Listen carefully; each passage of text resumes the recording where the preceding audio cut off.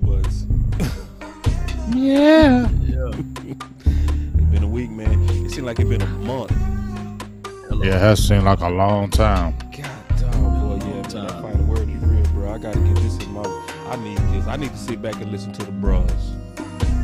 Hey, shout out to y'all. Happy first of the month, man. By the way. Yeah, happy first of the month, man. Payday. It's the first of the month. Wake up, wake up. Yeah, man. So Get your checks and come up. For real. I need that check to come up for real. say, Yo, hey, Oh, man. yeah, definitely a grind. Definitely a grind, man. What's up, fellas? man. We're chilling right here. This. I'm telling you, man, that dude, these Joneses just get you depressed sometimes, dog. I'm trying to tell you, bro, they get you depressed. They get you depressed, like they get you depressed, bro. Yeah, you know what? I can feel it in the atmosphere too, man. They depressing us, bro. Yeah, like bro. it's almost like I'm gonna keep it real. I haven't seen you know how we talk about Cowboys. We see Cowboys. We do, but it just feels like this year since I've been doing this stuff, just seems like this year is like a lot of people not going hard with the Cowboys. Like even you know, like with the backing, it's just like everybody's like this last season, dog. It really took a lot of everybody. This past season right here, it took a lot out of everybody. It really, really did. A lot of people were like, hold up. We ain't gonna keep doing this. Yeah, that's a real observation, bro. Like the wind has been taken out of Cowboy Nation. It has. You can't run them same old games you've been running, bro. Like No, we see you right can't. here too. Like it's just you can't do that. Like it ain't working this year, bro. Like It's not. we all too gamed up. Let me just say it like that. Yeah. We too much into it. Yep. Yeah, and I You feel feel it. me? Yep. Because so many people are like, you know what? We're not listening to that mumbo jumbo in these interviews no more. You know what I mean? Yep. Before you be like, but nobody listen to that mumbo jumbo. Now people are analyzing every word you say in them interviews because Right. like we had it. And especially when you got a coach up there at the combine and he's answering questions about Sean Payton. I would get tired of that, bro. Like I don't want to answer those about no Sean Payton no more. Don't ask me about that shit. That's why you see McCarthy getting that frustrated because he's like, dude, are we gonna talk about this football or are we gonna talk about a dude that ain't here? I'm a coach. Yeah, I'm You know the what coach. I mean? Yeah. I mean, he should say, man, He's a what made lame you fix coach. your mouth to ask me about that? You know, he should have said something like that. That's what Parcells would say. Hey, why you asking dumb questions? You know, what made you fix your mouth to ask me about that? But you know the I'm same the thing, one. Big bro law. This the thing that's sad is that distraction is self-inflicted again. I was Right. They watching bring one it on of those themselves. videos that you put out. We might hold on. We gonna start the show. Hold on, let's go. Bro, I'm telling you, we'll go all day. The intro was good, the lobby area, man. Man, it's the lobby area, man. This the green room. This the green room. This the green room. But Y'all man, get in the building. Yeah. Boss Cowboy Sports. Post anything on there. Law Nation. Big Game James. Y'all get in the building. It's the final word. Let's go. Let's go. I'm gonna do that. Don't be talking about it. Cheeto.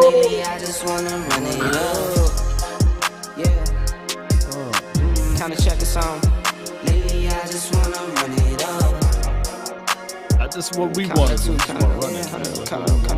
Lately, I just wanna run it up. Need them ones, I need them fives. Yeah, they already throwing the flames in us, man. Let's see y'all in the fire. I mean, you gotta throw the flames. What's up, Aaron? Fire.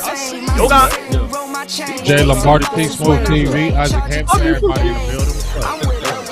Yeah, man. We see y'all in the building, man. Coming all in. I see it, man. Boss going up, talking about let's get it. Throw it. Yeah. You see it. Throw the flames up. Yoga. Fire. Yoga. Flame.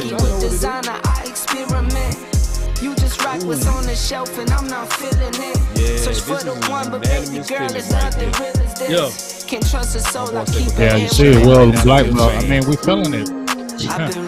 Combine week. Yeah, it is, Terrence. Yeah, that's something positive to talk about. Yeah, we Combine can be week. positive. Yeah. We gonna be positive. Yeah. I'm not. I'm gonna just say whatever we gotta say, man. You know, we go positive. Yoga fire. Yoga flame. All right, man. I am not being Oh my positive. God. Well, you already. Hey, I love being a Cowboy. Big game change. Game changer. Let's have some fun. Let's have a good time, man. Let's kick it. It's the game change up in here, man. Oh, Big my dog. goodness. Starting It's it on you, off. homeboy. All right. Well, you know, I'm gonna start it off with Baby Nuts Jones. I mean, Baby Nuts Jones. I mean, you Baby Nuts, bro. You are Baby Nuts, and just listening to your interview the other day just made me just more mad at you. I don't want to be mad at you. I really don't. But when I just listen to you, you lie through your teeth. You frustrate me, and I just feel like you just be the same old lies. And once again, I feel like it's brand over football. That's the thing, because you know what? When the first question they asked him, they said, "Man, you here at the combine? How you feel?" "Oh, we feeling good because you know what? We might get, obviously, the combine's here in Indianapolis. Obviously, it's here in Indianapolis, but it could be somewhere else. And, us, we're here in Dallas. We would love to have that here. We love to be at the forefront of that and getting the NFL combine here. And whether it be Frisco, whether it be this, we are really striveful and prideful to try to get that." Yeah, that's the first thing, you know what I'm saying? He asked about no players. Right. He ain't talking about no players. He said getting that joker to the Cowboys, getting it to Dallas. That's what we want. And so once again, it's just that brand stuff. I'm sure we're going to talk about a lot of stuff in the end of what Baby Nuts. You just dropped that excellent video you did, boss. But like I said, man, it's just really the same old thing, same old talk. And while we were talking before the show came on, I just really feel like this past season, a lot of people still listen to it and still have optimism. But this past season, really, I feel drained a lot of Cowboys fans. Yep. A lot of Cowboys media, Cowboys in general. It's just a lot of people this season right here. I don't know what it is about this season, but I felt like a lot of people really believed in this season. I did. I drank the Kool-Aid, and I kept on saying we'll see at the beginning of the year. And just left a lot of bad taste in our mouth. And then when you talk about doing the same thing, what you do with all the players, with Coop and those things, just makes you say, like, bro, you just a straight liar, and I ain't believing that crap no more. Yeah, man.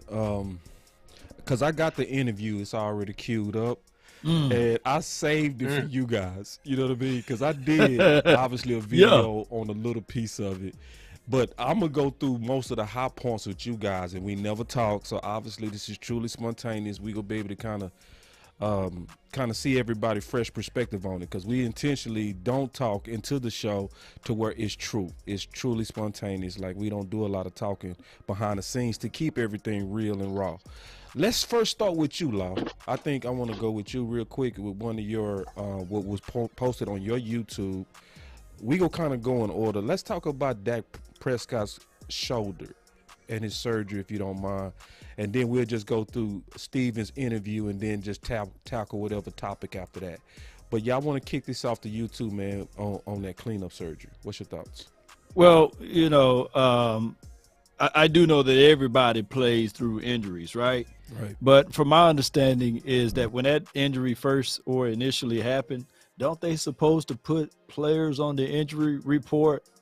I could be 1,000% wrong, but it just gives me those vibes of like, hey man, what are y'all trying to uncover here? You know what I'm saying?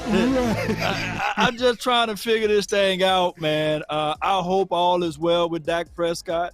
I hope all was well with Ezekiel Elliott. But these type of things pop up and show up at the weirdest time. But I know it's cleanup surgery. Everybody's knick-knacked. And I seen Blake Jarwin on that report. I seen Chauncey Golston, as well as some other players. I think Donovan Wilson going to have cleanup surgery. So it's, to me, at this point, it's much to do about nothing. But I would have loved to know when that injury occurred. Right. When did that injury occur? Because this is surgery. Right. This is not rehab. This was surgery. That means you had an issue at some point. What's your thoughts on that? We'll go with you, OC, real quick. Yeah, man. I think that, teams hide injuries, and I don't think that's uncommon. I think that it's just an indication that Dak Prescott was playing through a little bit more than meets the eye.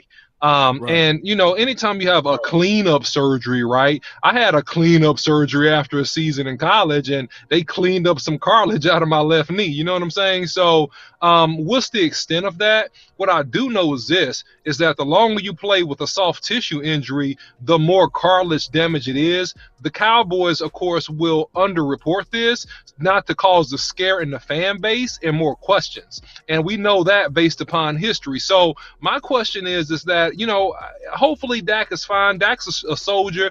You know, he got tons of time to rehab. But what was the extent of it? And how much cartilage did they mess with in that throwing shoulder would be a question for me. Inquiring minds really want to know. It wasn't his throwing shoulder. There was the other shoulder. Okay, Yeah, I thought it was a throwing shoulder. Okay, if it's a non-throwing shoulder, thank you for the correction. Yeah. Well, if it's a non-throwing shoulder, then to me, that's of less consequence. Thanks for the correction. I thought it was his throwing shoulder. But, I mean, hey, man, he played through something. He cleans up some cartilage, man. It is what it is. He got time to come back and rehab. So it is what it is. Right. And, you know, another thing for James, big game James, appreciate you, man. Let me jump right in right quick. It ain't like you asked him, y'all. It ain't like you asked him. Hey, but Randy Gregory having cleanup surgery too, and this is a big question mark here because we did know of a certain player by the name of Tank who said, you know what, I'm not finna do none of this surgery stuff until I get a major deal. So is this like foreshadowing to you guys, my boys over here?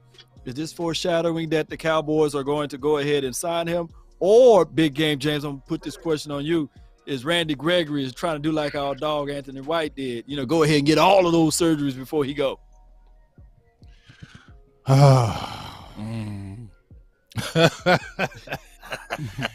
I think it might be the latter. I mean, I think he will want to get prepared for the surgery.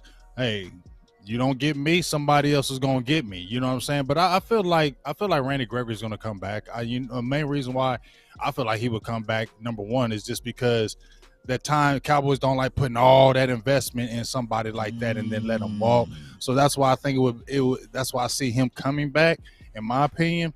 But as far as that shoulder surgery thing, I'm gonna bounce off what OC said. More lies. Y'all scary. And that's why I call you baby nuts, because you scared what people gonna say. Oh, don't let nobody know Dak's shoulder hurt, because we can't have that. We can't have nothing like that. We can't have the fans going crazy. We can't have no fear, no panic. So let's just be quiet and don't say nothing about it. We don't want to hear no noise. See, y'all scary, bro. And that baby nuts, you one of the scariest, because see, you were being conservative. When I hear that cap and all that stuff, conservative. Conservative don't win. Conservative keep you competitive, but conservative won't get you over the hump. But I guess you like that. So that's my thoughts about that. Perfect, because see, that segue perfect. Here we go. Watch this. Hold on real quick. I thought I segued that perfect. How about imperfect? What was you saying, Big? See? No, here it is. Where you might be looking to improve this offseason? Does the draft a more logical avenue, given where you guys are financially? In general, yeah. From a money standpoint, if I'm looking into a crystal ball right now, I see most of our money that would go toward free agency going to our current players. Now, it doesn't mean that won't change, that we don't come across a value on a player that we said, hey, it's just one we got to take. So I don't want to rule it out. But in general, it'll go to our players, and then we have to be efficient in the draft in terms of improving the team. Where you might be looking. So we have to be efficient in the draft. And then he talking about, and I'm gonna play a couple of them, and then we go put it together. So he said in his crystal ball. Who got the picture? He said in his crystal ball, I can see both of our money in free agency going to our current players. So going to Law's point, he talked about the future of potentially Randy Gregory. When he let out that hint, that then gave me like, okay, you looking at potentially cutting players to pay your own players. Right. So my first question would be from the free agent list, because he said from his crystal ball, if he could assume what he wants to do, he said that it will go to paying his own players. Who would that be? I would say the first one on this list, in my opinion, it have to be Randy Gregory. That's the first one, I believe. Like Big Game James said, they developed him.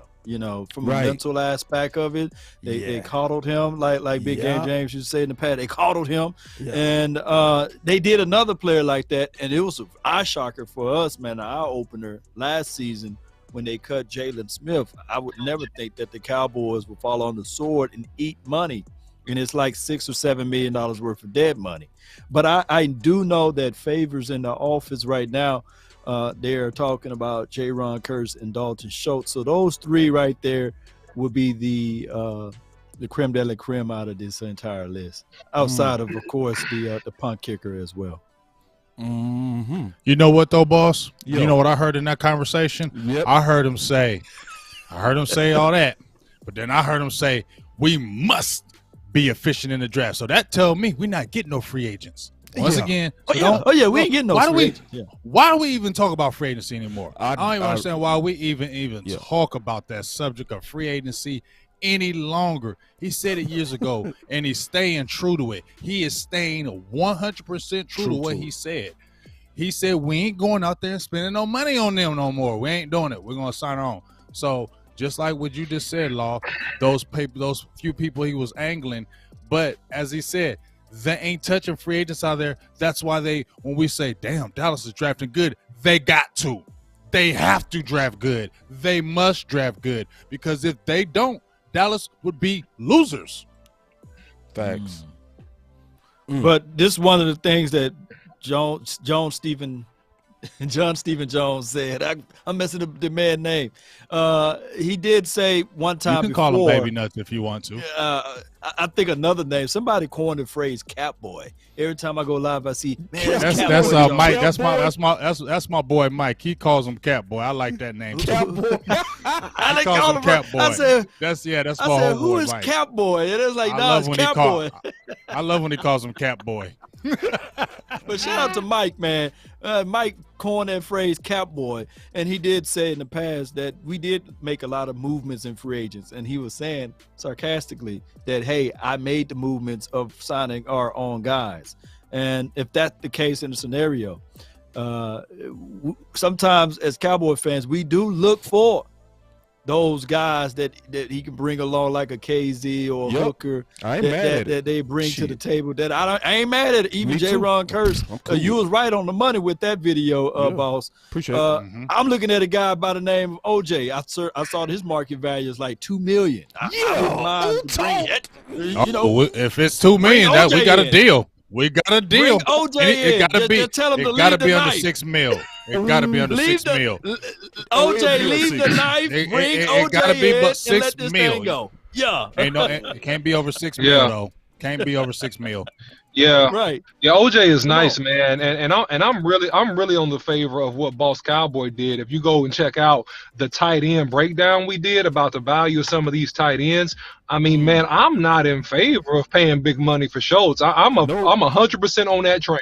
Okay, because there are several tight ends out there, man. You got the Falcons tight end, you got Cleveland Browns tight end, I forget his name. You got OJ. I mean, you got guys that can block. Yeah, Joko. Yeah, and Joko. Yeah, valuable. You got guys out there that you can get for $3 million or under per year. Right, that you could bring in that can catch the football, that are faster than Schultz, that can run routes, and they can block. So it's like, why in the world would you pay?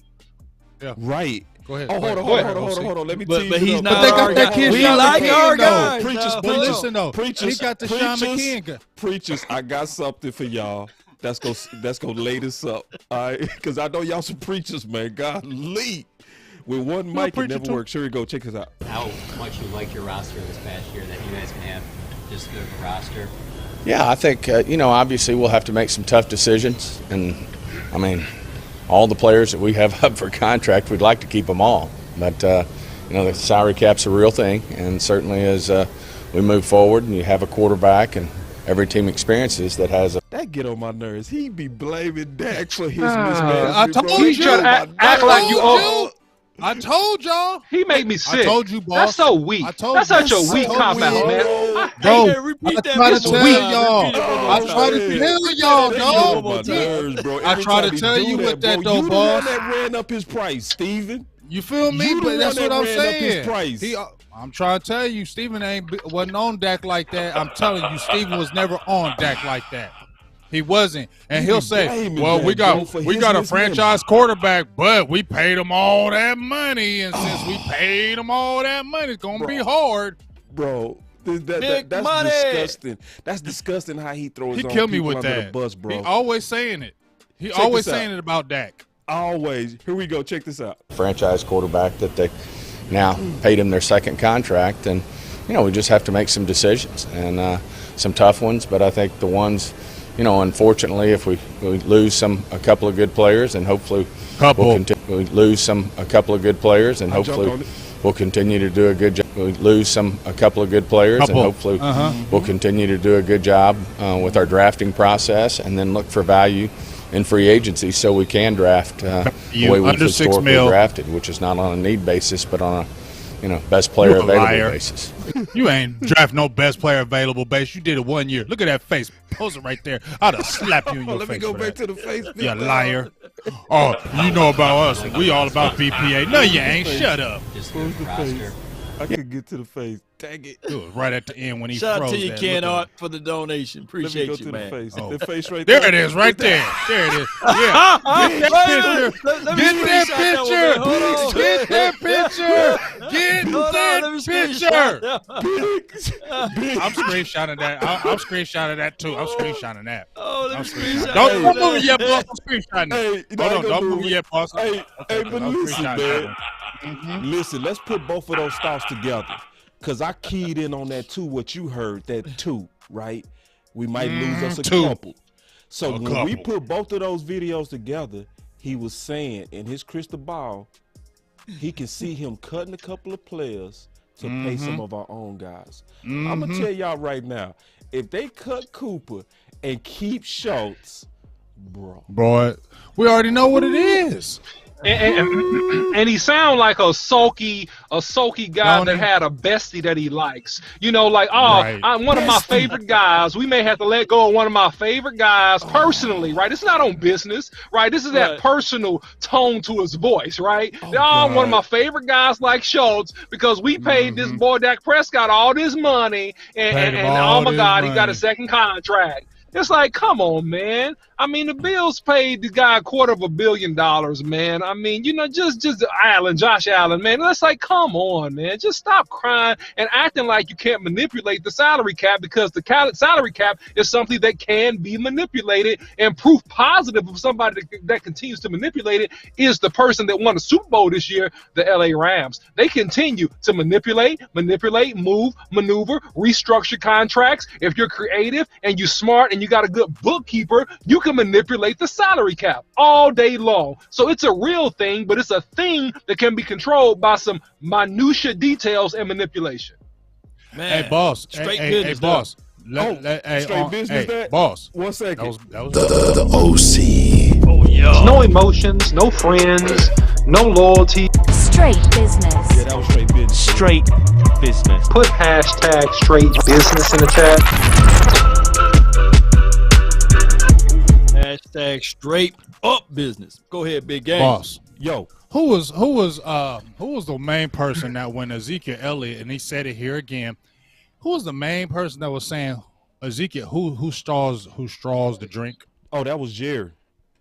Was that Jerry or was that Steven? I heard Steven say Ezekiel Elliott straws the drink. No, it was Jerry. No, that was Steven too. I think originally it was Steven Jones. Originally it was Steven. Oh, it was Steven originally. It was originally Steven because I heard him say it multiple times. So here's my thing. Go ahead and look about what he said about Ezekiel Elliott. Now, you heard how he was, we had to pay Dak a second contract. When you sign a franchise. But when it came up to Ezekiel Elliott, I just love Ezekiel Elliott. He's a warrior. He's a warrior. I'll go with him any day, especially playing through injury and everything. obviously his money is guaranteed, so he gonna be back with us. Well, nobody talking about no money, but you brought it up again.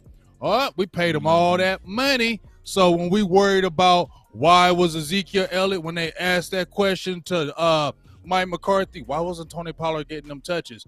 Well, and then I heard Cole Beasley say a long time ago, the front office dictates who gets the ball. Yeah. Then I hear Stephen Jones just say, I just love me some Ezekiel Elliott. And when that contract was coming up, when he was getting ready to sit out and Dak and them were both kind of getting ready to be up, he wasn't saying them glowingly things about Dak. All he did was cry about Dak. I don't want to pay him. I don't want to pay him. They wasn't crying about Ezekiel Elliott. They were saying he's the one that ran that offense. He was the one that did that. That's why I said I don't know if Stephen Jones believed in Dak Prescott like that because he still complained about Dak. But when I hear him about Ezekiel Elliott, he give nothing but glowing God, reviews. that boy, man, you be keeping it, man. I need another button for you, man. That game changer not enough no more, bro. I got to get you a new button, dog. I'm going to hit it anyway. Hey, I love being a Cowboy. Big game, James. Game changer. Man. That's right on the money, man, big game, James. And you spitting right the truth. 2016, to me, just to me, Ezekiel Elliott, the best player on this team. 17, we saw how the NFL ripped his nuts off of him. And, you know, in 17, they just ripped him off. And then he'd never been the happy-go-lucky Ezekiel Elliott. But one can argue in 18, the Cowboys were 3-5, right? 2018, can anybody remember? The Cowboys were 3-5 with Ezekiel Elliott, with Dak Prescott, until they went and got Amari Cooper. Let's talk about that system. Let's talk about that thing that you guys were talking about before we went live. Man, you ready to talk about that's the one. That's the one. That's the igniter. Y'all you let go that to one the off. That's system the now? fuse. Can I build up? Man, to let's it? go. That's the last Go one right on the there because he ran. You want it He now? ran. You want the system? I want it now. But one thing I can say that before we get into this conversation, I stand firm where I believe Ezekiel Elliott, the better player, 2016, 17, and then 18. But 2019, the universe and everything, somewhere part of 18 too. Everything opened up for Dak Prescott. He started to see things different. Teams started to play him different. And not until just last season, teams said, you know what? Bump it. Stop being 9 or 8 men in the box. Shoot, we're going to drop 6 or 7 DBs. This team don't know how to beat that because they can't run the ball. And it's nothing to do to sully or denigrate Ezekiel Elliott, but by him playing with that PCL tear and knowing that Tony Pollard, if he got some touches out there to shine, Ezekiel Elliott said, I ain't going to let nobody get in my way. No, not nobody get my shine.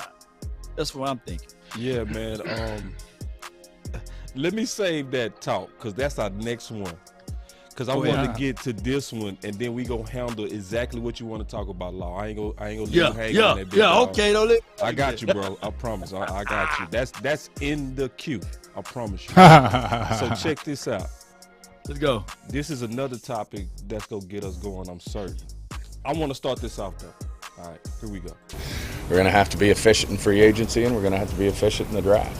So there's nothing with the Rams winning the Super Bowl, doing it the way they did it, that changes your guys' perspective on any of that stuff? You know, there's a lot of different ways to do things, and certainly hats off to them. I mean, they had a hell of a year and win a Super Bowl, and certainly, you know, they went about it in a way that's pushing a lot of chips out there. So, you know, there's some forms of all this, you know, that we'll probably decide where we want to be. You know, feel like we've got a lot of good young players on this football team, and you know, don't want to just be starting over, if you will, you know, if we did too much, because you can obviously, you know, we could do some things that would allow us to keep most of our guys if we wanted to push it all out, but then we'll have a much bigger problem, you know, next year and the year after that. All right, let me start this off because I already know y'all gonna cut his head off. Just shut the hell up. I knew it, D-boys. Just shut the hell up. I did want to say one thing though. In terms of team building, I'm cool with how they do it. Value free agents and all that. I'm being all the way honest to Law's point. I'm not mad at Hooker. I'm not mad at Curse. I'm not mad at Kazi. I'm not mad at Cobb when we brought him in. I'm not mad at all the value free agents that we do and then draft well. I like that. What I don't like is the management when they get here. I don't like how they meddle. Like how you get what you want and you finally get Amari Cooper, but then you under-target him. See, you meddling. See, it was cool that you got him, but you didn't treat him right when you got him. You know what I'm saying? And it's too much of that. See, because I see the fans, they want us to go all in. I actually don't. I don't want us to be the Tyrann Mathieu guy. I ain't never do a video on that, and I never will, because I ain't trying to buy no top-notch safeties when you can get the same type or maybe just a little bit under him for $5 million. Why would I pay $11 million when I can get a curse for $5 million? Like, why would I do that? You see what I'm saying? So I wanted to be clear on that and balance and, you know, the measure Kool-Aid. It's a big thing for Boss Cowboy to actually say publicly that he drunk Kool-Aid. Listen, I do not drink. So I want to get y'all thoughts on that, though. Yeah, and so Boss Cowboy, I'm gonna jump in on ahead. this one real quick. Just real quick. Yeah. You know, I'm not opposed to the build through the draft philosophy. It's worked very well for the Cowboys. I'm not opposed to being smart and getting value free agents, because this year in particular, it's worked pretty well for the Cowboys. So historically, over the last, I would say, couple years, they've made really, really good personnel decisions and they draft well. So that's not in reference of what I'm about to say. The problem that I don't like, that I hear in his voice, is I hear fear. I hear fear of loss.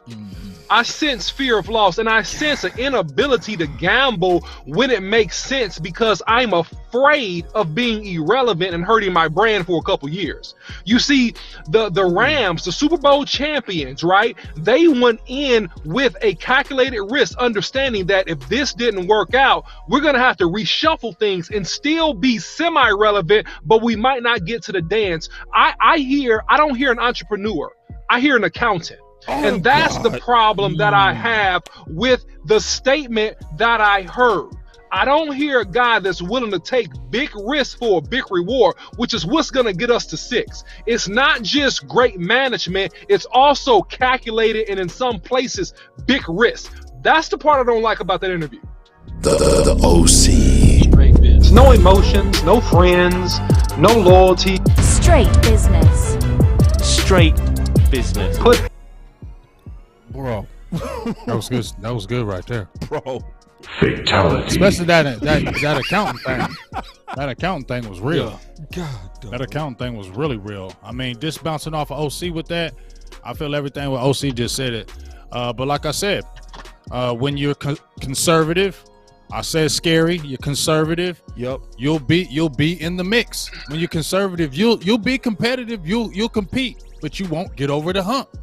And as I said, the Cowboys still want to stay relevant every single year, and that's what he's going to do. And just like what OC said, when he asked that question, he was almost like, almost was stuttering.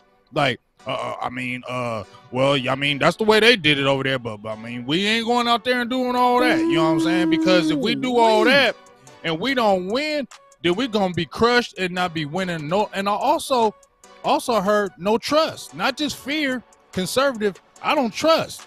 I don't trust they're going to really get the job done. So we're going to keep doing it this way, and just hopefully it works. It's almost like we're going to do it this way, and we just hope this way works. No doubt. And the reason why you don't trust, switching from it. And the reason why you don't trust, sorry, Law, I'm going to be done in a second. It's because you don't trust yourself. See, you go on ratios and percentages when you doubt your own ability to make great decisions. So what you do is you leave yourself a buffer. You leave yourself a buffer of error, thus preventing yourself from always going all in and being fully committed. You go in 80% because you don't fully trust yourself and your own decision-making ability. That's the issue. Go ahead, Law. I'm sorry. Hold on. Well, let me jump in real quick, ahead. Law, because I do have a theory. It did sum me up if you think I'm crazy on this. From a business standpoint, I can kind of see where Stephen Jones would be afraid. And I'm going to say why. Because if he go all in and then we do struggle especially with cap issues, and I don't believe his come cap back on him. I don't believe it, but I'm just saying, if it was some struggle and hard decisions that had to be made because of cap management going all in, I think the Cowboys really don't care if we win. I think they just want us good enough to be competitive and interested. You know what I'm saying? So from that standpoint, on business, that's why he's scared. That was my thoughts on that, Law. No, you're right on that. And when the OC brought up the point that is not an entrepreneur, that's an accountant, I can see what he's saying. Jerry Jones was the quote-unquote entrepreneur mindset of it because he used all of his money to get there. Thanks. You see, John Stephen Jones, the son, he benefited for being just the son. He's no different than us that's right here on this panel. He was just born within the family, the bloodline. So it's not like he got sweat equity out there. He was given a position, not like he got this chance and opportunity off of his pure brain knowledge of the situation. But let's fast forward to right now, to the moment. The Dallas Cowboys not willing to take that risk now. I come here to tell y'all, the Rams are not light years ahead of us. Y'all can call me crazy. The Rams are not light years ahead of us. They didn't do things that like we can say, oh, wow. I can argue that if Sean McVay was the coach here, and we pick up Mike McCarthy and you sling him up over there, it could be just that us would have been lifted the Lombardi Trophy. And if you're going to build through the draft, I think I got this from you, the OC. If you're going to build through the draft, damn it, you better have good coaching to educate, to elevate, to train these young bulls to play this game in duty and life. And one of the two things that Mike McCarthy said in the presser that kind of blew my mind, he said, we're going to focus on two things during this offseason. One being on penalties, the other one being on, believe it or not, going through adversity. I'm sitting like, oh, sugar, how you going to focus on penalties during the offseason? That's foolish talk. You can only focus that in on the game, man. It's just crazy. It just don't make sense. So when Big Game James talk about low vibration, I'm sitting there like, come on. Right, during the off season. During the off season. You got your coach saying that. You got your coach saying that. You know what I mean? You got your coach saying we're going to focus on penalties. How the hell are you supposed to clean up penalties in this March? In the off season. It's March. It's March. How you clean up penalties in March? Y'all sound goofy. Have you ever? That's why people looking at you like you dumb. Have you guys ever watched this dude that go and watch the 600-pound? My documentary is a commentary. A dude that go over the commentary, and when he see the lady that getting fed all of the food, and he said, "Enough, enough. She don't need to eat no more." Cowboys, come on, enough, enough. I digress. 3, 2, 1, drop it. And remember, you're listening to nothing but the best. Drop it hard. Let's go. It's time to penalties in all season. Law, I got it queued up for you now, big dog. Let's talk about it. Let's talk about what you wanted, big bro. All right, here we go. Back to the decision ahead on Amari, his usage, not just production, but in terms of how often he was targeted, even when he was on the field, it was down. What do you make of his relative lack of involvement, especially for someone, who's got the contract of a number one wide receiver? I just think it's an offensive philosophy, and with, when we had the skilled players that we had, between Kellen and Dak, I think there was a progression of, where you threw the ball, and depending on how the defense played you, it would point the ball to certain places where, hey, if they're going to double over here and they're going to double over the top over here, then that's going to dictate that the ball goes here. So I think it's more. Let me stop that for a second. You hear what the hell he said, man? A bunch of and then after the end. Who first? Because I got something to say. But look at Law. A bunch of. What happened to Law? To Law's point. Law is gone. No, you ain't finishing it though. But you got to finish playing. You got to finish playing it. gotta finish that play where Gil can get you. Big dog. We gonna get to it, I promise you. Okay. I want to talk about that part. As Law would say, in the words of Law Nation, bull sugar. 1,000%. Did you hear him trying to ad lib? He don't even understand coverages and routes. No, hold on. He don't even understand that. Yeah, I think he does, OC, because he's director of player personnel. Yeah, he do. He's director of player personnel, OC. No, he know everything about football. He's going. You stupid, bitch. Those are our football guys, from the OC. hip. He's talking from the hip. That's our football guys, from the OC. That's our football guy, OC. No. This boy is talking from the hip. If it dictates if they roll coverage this way, then you got to single here, and then you got to go over there. No, you scheme your guys open, man. You call the appropriate routes. It's called motion. It's called lining them up in a slot. Come on, man. That's a bunch of nonsense. Then he starts to stutter because you know you're up to no good. That's when your mama asks you, did you put your hand in the cookie jar? Did you get some cookies? Well, mama, it's just some crumbs there, mama. I'm just gonna wipe up the crumbs. Come on, he was red as hell. That's nonsense. He was red as hell when that question. His face got red as hell when he was asking that question. He said he wiped his head right quick. That pressure, that blood was flowing because you knew you was lying. But remember, this is our football guy. This is director of player personnel. This is our football guy who Will McClay has to report to. Seriously? This is who Will McClay has to report to on players? Hey, Big A James. Big A James. Can you imagine? This is who they got to report to. Hey, Big A James, can you imagine you doing all of it? You Will McClay, you doing all that goddamn work. You working hard. And then work hard, and then you got to go report to this dude. No, my son. Stephen Jones said, no, my son said this guy's better. My God. This is who we have directing our football players. Lord, how Jesus. But this is the sad part. Let me get in here real quick with you boys, man. Oh, my God. Listen, the sad part is he telling the truth. That's Kellen Moore's system. He wasn't lying, OC. That's his system. That's that aggressively take what the defense gives you. That's what that is. And that's why I was saying, and I did a lot of videos on this. I asked a question on my last video that I did. I asked a question, and I'm asking a straight up question. Which one would you rather have if you was a quarterback? Our progression that starts with your best receiver that goes down to your least talented, or would you want to have a system where you have to find the open guy based on what the defense is giving you? You want to go from the best to the worst, because if Amari is open, you get it out quick, and you likely go get it out because he likely go be open. But when you go through this system stuff, and this is the worst part also about what he said, if I'm a defense, I know how to beat you. Let me ask you a question. If everybody followed the Stephen Jones philosophy, right, and Kellen Moore, right, to where if we want to take the ball away from Cooper Kupp, let's show a double team look on Cooper Kupp, and that's gonna make them do what? Go away from him. Because Cedric Wilson. Or Cedric Wilson. No, I'm saying if we was the Rams, right? Okay, with this system. Right. And with this system, if I'm a defense and I want to take away Cooper Kupp, I'm going to just show a double look.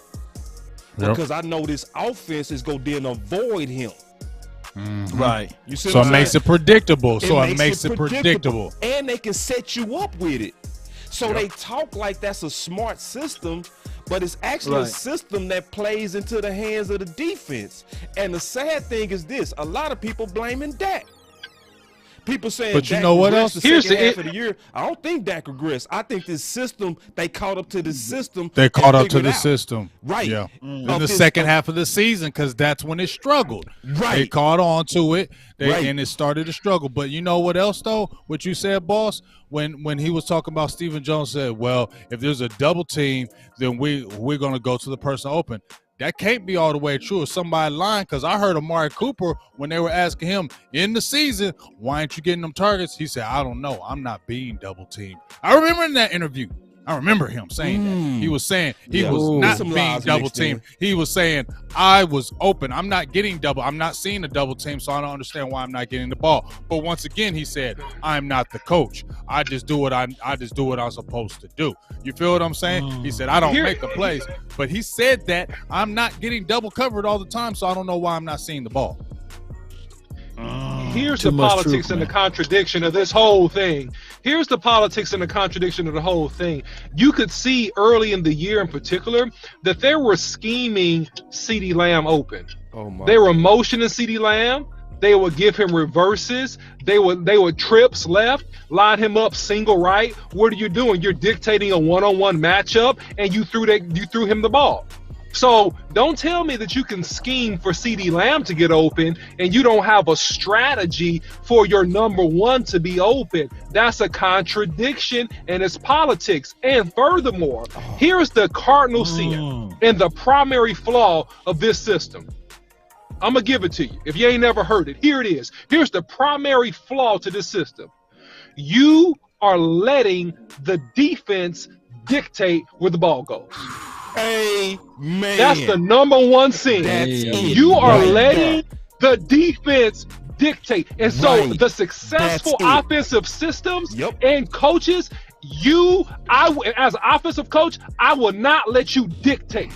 I'm going to force the ball where I want it to go and say, take it and ask for another one, because I'm not going to let you dictate where I call the ball. Because if you dictate where the ball goes, you also dictate what plays I call. And if you dictate what plays I call, you know the plays, and you are going to destroy me in key situations and cause us to lose the game. I cannot let you dictate. Under no circumstances. That's the cardinal flaw to the system. San Francisco.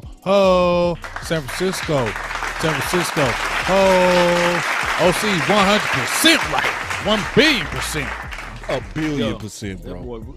Because they ran the same plays over and over. They said it. They showed it in the Kurt Warner game. They ran one play 4 times in a row. And he even said it. The Niners knew it was coming, but they took too long to readjust. So the second time they showed it, they as soon as the play opened, they knew exactly the play, and their defense opened right up to it, and it was in an opening. And then he would keep running that same play. And I'm going to go back to what Brian Broader said about Kellen Moore in the midseason. He said he don't have a plan. He don't have a counterpunch. He says he comes out there with a certain amount of plays he wants to run. But when that defense shut it down, he don't have any counter moves to do when they're coming here and shutting down the plays. He don't have counter moves. And then he just kind of do the same play. Well, let's just try to go away from that play, and then 4 plays later, let's come back to it and let's see. Right. These defensive coordinators ain't stupid, because that's what he was doing. He would do the play, they would wait for it, and then 5 or 6 plays later, he would come right back to it like they don't know it. Right. He did a flea flicker like that on one of the breakdowns. Hey, so how do we get beyond this point, guys? I'm going to ask all 3 of y'all this right here, because every time I say it, I get a gang of people that say, Law, it can't all just be Kellen Moore. It can't all just be Mike McCarthy. You can't just blame Ezekiel Elliott, the offensive line, and Amari Cooper. How much blame do Dak Prescott get? Because you being a Dak Prescott apologist, he just can't win the big games, Law. He ain't doing it. So how can y'all correct that statement right there? Well, I'm going to be all the way honest with you, big bro, Law. You can't. Because you can't do nothing with low IQ. You can't. Okay. So after we fully explained it and showed the video where Stephen Jones himself said why Cooper was not getting the ball, what did he say? System. That's what he said, right? We heard him say that. Yep. So if you still blaming Dak after even Stephen Jones himself said it, even Kellen Moore said it, then you had all these Hall of Famers, Aikman said it, then you had also, Michael Irvin said, then you also had, Kurt Warner said, you also had Jimmy Johnson said, you also had Emmitt Smith said. I mean, goddamn. Excuse me. I mean, how many Hall of Famers got to point directly at Kellen Moore before you stop blaming the quarterback like a big dummy? I can't help dumb people, Law. I'm sorry. I can't. And I'm gonna get some balance to this. Though, because Dak Prescott himself admitted in a Super Bowl interview with Rich Eisen, he said, "Hey man, some people were saying I was injured. Some people were saying this, that, and the other, and they were giving injuries a little bit more credit than what they should. Right. You know, in some of those games, I just didn't play my best ball."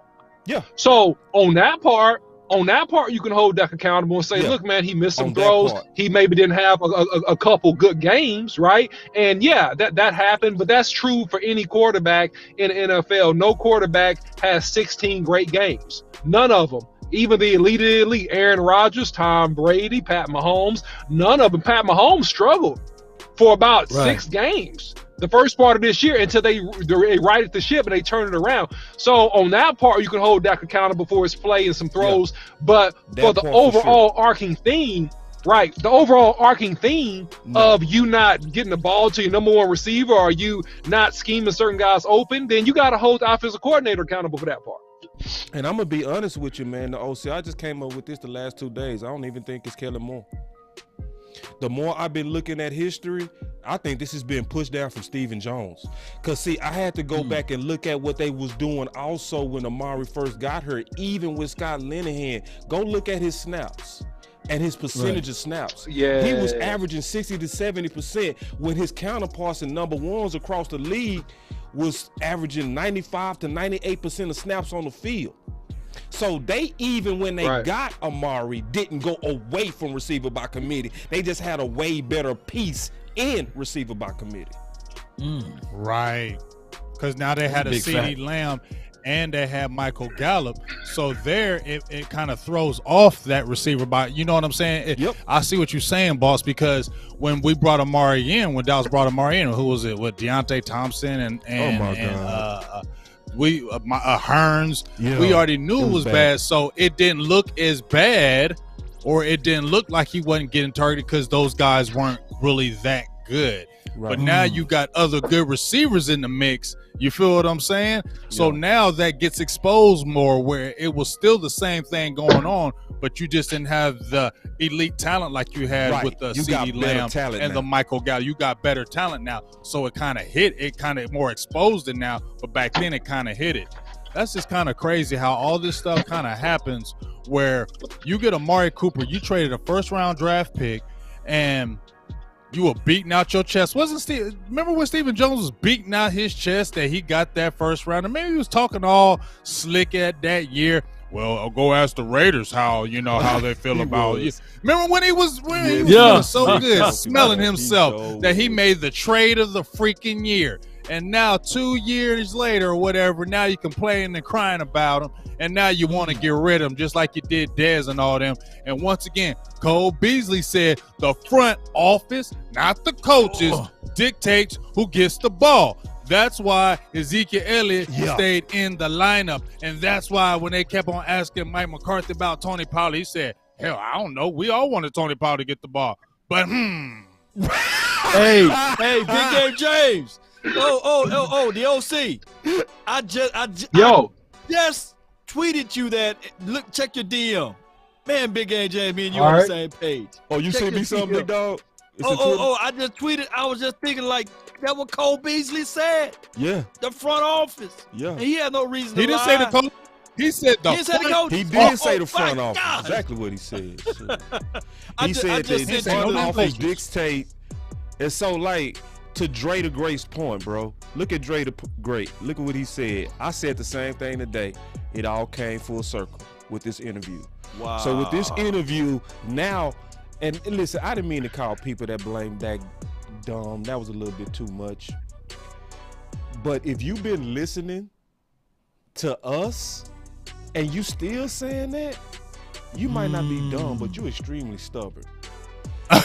He said you're extremely stubborn. You're extremely stubborn. Because we can't lay it out no clearer than what we laying it out on all our individual channels and this corporate show. You just can't. So I think what you said, OC, was so dead on, bruh, on what's happening to Kellen Moore. is, and that system that's being pushed down, in my opinion, from Stephen Jones, that receiver by committee, is they showing them different looks. That's what happens to the OC's point. You know what I mean? Is we go show you a double team on Amari because we want you to go at Schultz, and we want you to target Cedric Wilson because that favors our matchup. And we talking like we smart, but it's actually we done got figured out. You know, you ever have somebody that's still lying to you and you see right through them and they still think they can lie to you? Yeah, lie to kick it, you know. yeah. Let's finish this interview though, because we right here at. Oh, finish that one that was part. just the B part. Let's go. That's the A part. Let's Get go to the B part. get the juicy part. The juicy part. That wasn't even a juicy part, big dog. Let's go. It wasn't because he ran. Yeah, here we go. Check this. Yeah, he ran. Check this out. This is real. Check this out. The system deal, it wasn't a thing where we just said, hey, we're not going to target Amari as much. Is that the right Based on the system? Then does that make financial sense? You're not getting your investment. Boy, he turned away from that question, didn't he, big Look J? how red he is. Look how red he Turned is. away from that Look question. how red Let's he go is. back. Go back to it because he ran away from it. He ran. He read. Because He read his OC sweatshirt. Man, he ran right away from that. And thank you, Michael. Can I say this real quick, everybody? Thank you, Michael Gelkin. Thank you for being a true journalist. Thank you. Yes, We've been waiting on that. We've been Uh-huh. waiting on somebody to ask about the system. We finally got an independent reporter. And I want to say publicly, thank you. Thank you. Now, here we go, though. Look at this. Is that the right Based on system? the system, then No, rewind it. Rewind it. you're not getting Get your a little. investment dollars. We go through all that. Okay, look. All right, here we go. Because he asked him, Keep is on that going. the Keep right going. system? Keep He turned keep going a away little bit from more. him. All right, here a little bit more. All right, Yeah, a little bit more.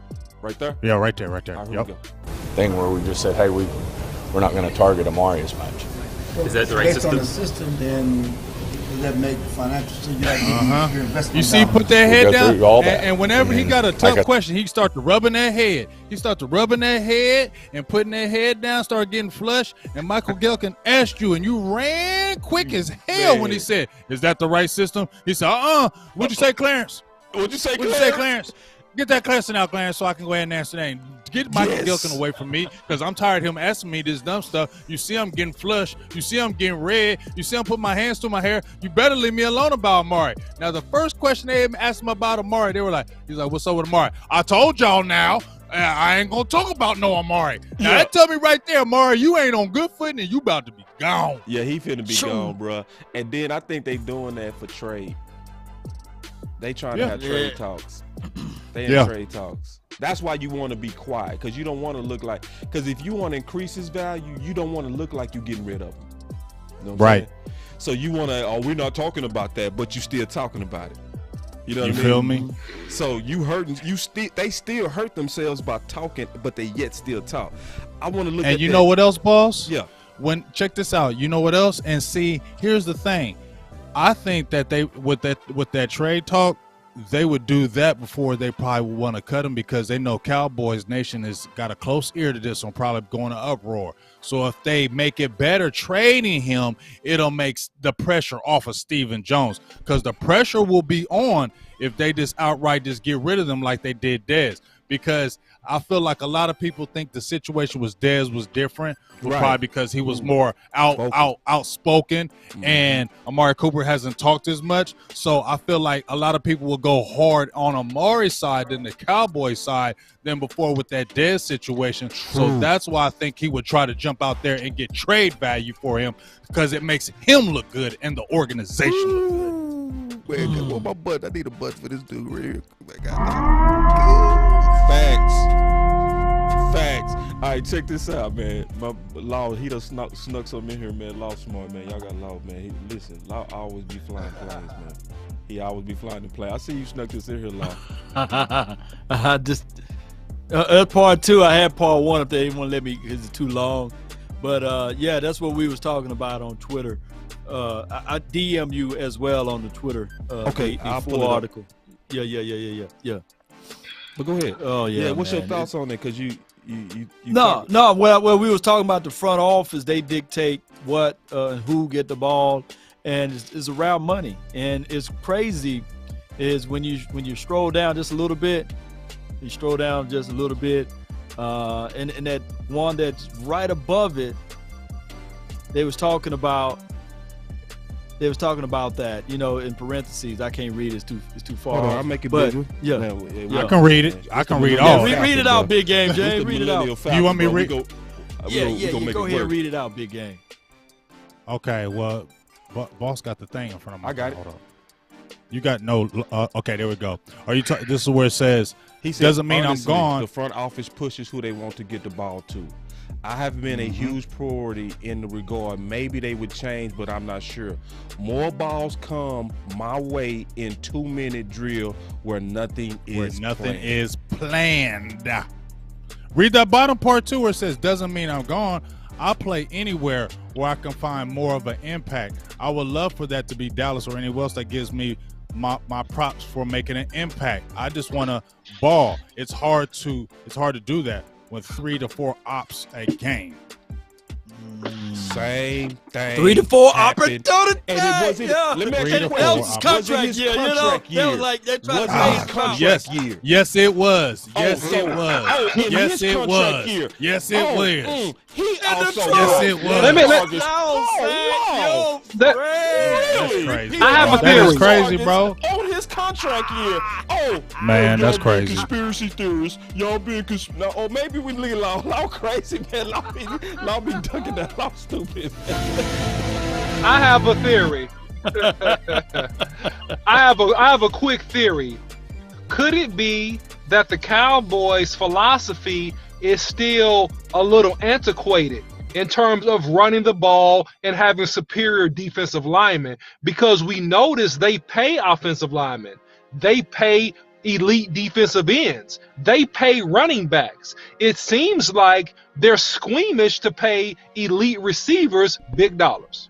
Yeah. What's your thoughts about Yeah. that? I could give you my thoughts on that. That's why But they ran away from DeMarco Murray. Did you see how long Dez had to hold out Right. when he got his deal? That's why I'm saying it's coming from the top. See, And let me tell somebody this right quick too. More.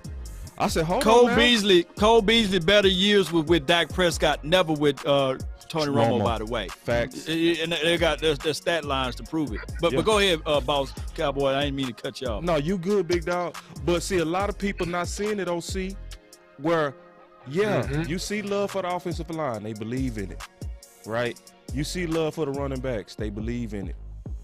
You see with the receivers, because we talking about Amari Cooper right now. But all we got to do is go back just a little bit. Look at what Dez was talking about. Go look at what Cole was talking about. When Cole said front office, right? And even when they was trying to pay him, Cole said opportunity is better than money. Do y'all remember that? Yeah, he said it's better than money, meaning in Dallas, they not gonna target you, man. Because this is a vision. I'm telling y'all, this system, this committee stuff, this ain't Kellen Moore. Even though Kellen Moore is the ideal fit. See, Kellen Moore is. This is what the OC said, which he was perfectly coined this. This is the OC statement. He called Kellen Moore a Trojan horse. I went back and forth on that thought. At first, I was all the way with it. Then I went away from it. But after listening and it went full circle, no, he was a Trojan horse. He was a guy that could be controlled by them Joneses to feature that offensive system of receiver by committee. That's why they attached him to Mike McCarthy. That's why it was no question that he was going to have to work with Mike McCarthy. Right. And that's why Big Game James said 2 weeks ago, and he echoed this a lot, I like Kellen Moore, so we are keeping him. Yep. And that's what it is. Too much facts, man. Is what it is. So, but I do have good news though. To be all good news. See, people thought this is going to be all negative. This is not all negative, man. I do think some parts of receiver by committee could work. See, I didn't think I was going to say that. Yeah, I think some parts of it could work. I shocked y'all with that one. And let me tell No, you I how. agree with you. If you got dogs, yeah, receiver by thank committee you, can work. thank If you you. got You hit it on dogs, the head, but if you dog. got regular players, that ain't gonna work. You That ain't gonna gonna lose, work. and you ain't gonna Right. win nothing. It only Yeah, work if you with got 3 dogs, yeah, that receiver Yeah. committee can definitely You gotta work. have dogs. But you gotta have And you dogs. gotta feature 'em. And you gotta feature your dogs. You gotta say, I got 3 dogs on me, and you ain't gonna stop me. Just to the OC's point where he said, I got the offense. Look at my offense. Look at my receivers. I can dominate you anytime I want. And it doesn't seem like that was the philosophy. And like you said, boss, defense is caught up with this offense. They were humming That's the what first 6-7 weeks because defense weren't catching up with what was going on. But them coordinators really sat down and said, okay, well, let's see what's really going on here. And once they figured it out, and what we say, this is a copycat league, every defense from that point said, we don't give a hell. We ain't got the personnel to stop that. We're going to do what they did because you're doing basic plays, and we see it now. So what we're going to do, we're going to shut it down and show us what else you can do. And he couldn't do it. And if you're trying to be that offensive guru, you have to be able to readjust. And what were we talking about with the Dallas Cowboys for so long with Jason Garrett? They never make adjustments. Every time they get a good lead or something, they can't make adjustment in the second half. And that started happening with the Cowboys again in the second half of the season. They weren't making the adjustments. Matt Flynn. Oh, okay. My bad. Man, does that fall? And then when people get mad, people are frustrated with me, this Mike McCarthy thing. I get it. He's not perfect in this. But I'm telling you what, if I was a coach and I already had to keep this dude on the offense, I couldn't even pick my own offensive coordinator. I had to pick this dude. I got to go on the sword with him when he's doing goofy stuff. Nah, I ain't. Go ahead and fall on it yourself, dog. I'm not jumping on that sword, bro. Who else you think, outside of Dallas, who else you think that would give Mike McCarthy a chance? Okay, At good head question. coach. Good question. And that's why I wanted to get to long. Good segue. See, it's some opportunities sitting out there. Like, people gotta look around the league. Like so I looked around the league. He would go somewhere else and win. I don't care. Nobody told me. Oh yeah, Cooper sure would. Yeah, he would. No, I'm talking about McCarthy. I'm just saying, if they got rid of Mike McCarthy. McCarthy ain't gonna start being some terrible coach now. No, he's not. Right. No, he's not. I feel you on that. And every time they talk to him, he's always quick to tell people, I know how to coach. Yeah, exactly. Yeah. And you reading that right, Big. You're not reading that wrong. You reading that right. I get that same vibe from his press conference. And see, he's low key interviewing. When he speak out now, he's communicating to the other 31 teams. I know what I'm doing. I've won. These guys. Right. You saying it, boss. He's saying it every time. He's saying it every time. It ain't me, it's them. He is. He's saying it in no certain words. It's not me, it's Kellen. It's not me, it's them. That's and what he hey, said. what am I supposed to do? I'm a winner. When he said in that interview, I'm a winner. I'm here to win, and I'm going to do whatever it takes to win. This other stuff, though, I don't got no control over that. What you want me to do? Like, my hands is tied. Like, That I was don't know what the straight hell fire. these Jones is doing. That's what he's saying. That was gunfire. Yeah, that was gunfire. Yeah, he was selling himself to the other 31 teams. Going to what Law was saying, though, like in terms of what can we do? Because we see the writing is on the wall, right? So we can, cry about it, or we can stay solution-oriented, right? And if I look around, there are some opportunities. Like, who would be mad at a Ridley if Amari left? I wouldn't. I would, because that's really like the same type of player. They got the same type of game. And because them cutting him frees up also $11 million, and they need picks. Right. But then my problem is, and I'm gonna say this, keeping it real, going all the way back to what Law said. Why would a receiver want to come here though? Right. When you see what they're gonna do to you. Yeah, you see they not gonna target you. So, like, Steven killing himself. That's why, honestly, going back, I'm still on Law's question, right? I think we go be likely forced to have to handle this in the draft. Traylon Which Burks. also could work. Yeah, which also could work, bro. Like, listen, like, I know, see, because with the final word, we go talk about the problems, but we go also talk about potential solutions. And the front office have done this before. Will McClay had to walk his, genius self in there and fix the problems that they start. The Joneses and them started, and he come in there and he what? Fix it. You know what I'm saying? So it's one of those things to where, yes, they finna put all the weight again on Will McClay. And my thing is, how long this gonna keep working though? How long we gonna keep depending on him to get them draft picks right? How long we go depend on the right picks falling to us? How long? Because that's not guaranteed. Even though he been coming through, right? He been coming through, but all you need is a couple of bad picks at the wrong time, and then this whole thing falls apart where you don't have a number one, or your boy Trey Burton or somebody like him was taken. You know what I mean? Because they know you need a receiver, so they jump you in the draft and they get him. You know what I'm saying? It's a whole lot of stuff when you overly dependent on the draft. It's a bird in hand. It's way better than two in the bush with Amari Cooper. Straight up. Well, I'll tell you what, CD Lamb. Get all you can now, bro, because guess what's going to happen to you in a couple years? Guess what's about to happen to you in a couple years? Same thing going to happen to you. And Michael Parsons, I feel bad. Trevin Diggs, I feel bad for y'all. Maybe Michael Parsons, because he's so gung-ho Cowboys, maybe that they'll let him slide and won't. But he probably going to get it too. He going to get it too, bro. I feel bad for you guys that are coming up. You guys are great in the rookies. And that's why I made a Twitter post a long time ago, and I said, Michael Parsons, get that Super Bowl now while you a rookie. Get it in your rookie contract. I said it. Get that Super Bowl in that rookie contract, because when your deal comes up, I feel bad for you. Because if you keep killing them stats the way you are, Stephen Jones sitting there looking at that like, man, he got to calm down, dog. I don't have to pay this dude a lot of money. Calm down with them sacks. Don't go crazy with them sacks. Stop getting a scheme of defense where he don't get 10 sacks a game. 10 sacks a year. You feel me? Maybe we like to put him at safety. That's serious with Big. Big is not joking with that. See, y'all think Big joking. Like, no, that's real. That's real. Mike McCarthy said something that people didn't peep on that Eisen show, bro. He said they focus on the big picture. I'm trying to win. Eisen should have asked one more question. What is big picture stuff that's in the way of winning? I guarantee it would have been something like not targeting Cooper.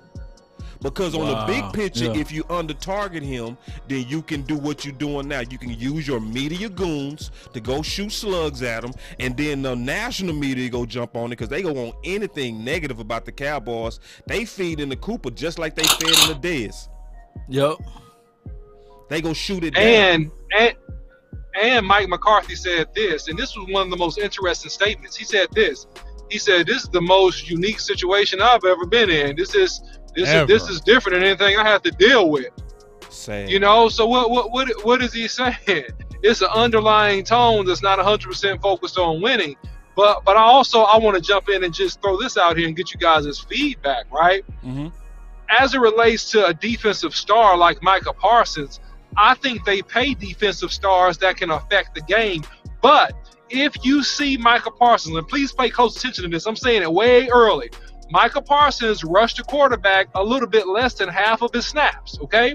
If you see Micah Parsons not rushing the quarterback more than 30% of the time in this next year's stats, then you know it might be some nonsense going on. It ain't gonna be. If you see his, we got at least 5 years. No.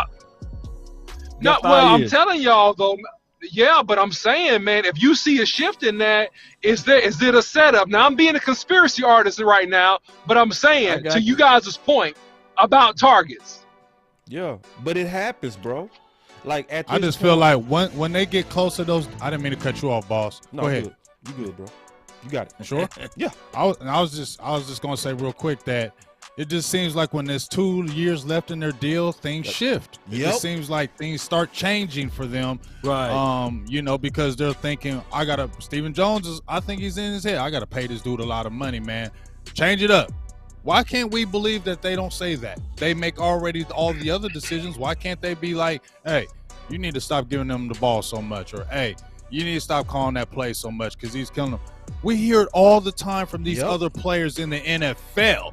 How I've heard it from George T. He told me the team, he kept him from his $500,000 bonus. He wasn't hurt. Nothing was wrong with him. But he said if he started these next 2 games, they were going to have to pay him $500,000 on his bonus. They sat him.